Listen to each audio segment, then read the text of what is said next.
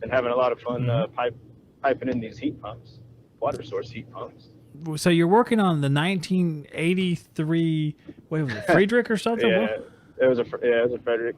Is it I couldn't Friedrich or believe it. Friedrich? It's as old as the building. It's original equipment in there. I don't know how well it runs or not. We're just replacing a bunch of all the shark bite fittings throughout that building just because we've had so much trouble with them. What? So we finally got them to let us do that.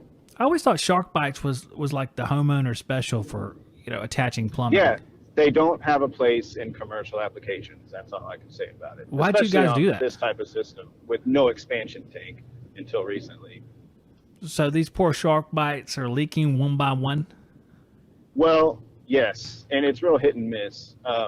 And I think I've shared some pictures in the chat before, but they've had blowouts in the past, and to prevent this from happening again, he would get around the shark bite with some like baling wire, right, and then hose clamp that down with the wire around the clamp and around the fitting. And then he'd go back to like the nearest 90, or if it's on a longer stretch of pipe, he'll just do it like 8 inches away from that fitting.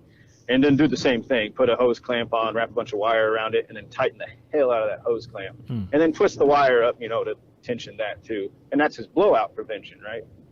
And I like that.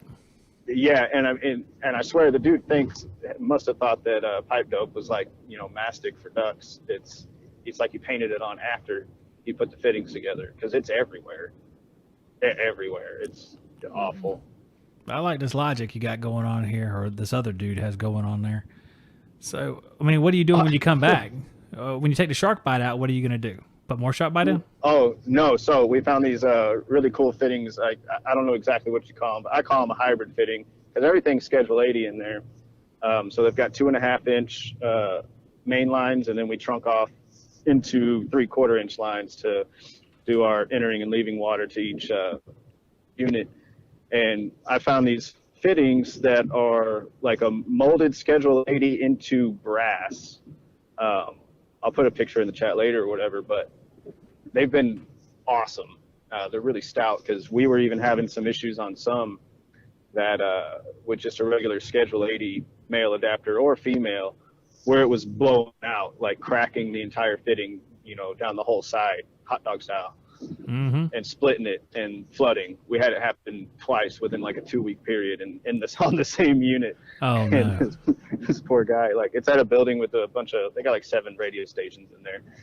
And this one poor guy, he just straight up had to move out of his office. He's been out of it now for about a month or two while we're making these other repairs. We got to do a drain down on the whole loop on Saturday, and we're making some pretty big repairs to the main line, at least at that one unit, and a couple others where they've had some minor leaks.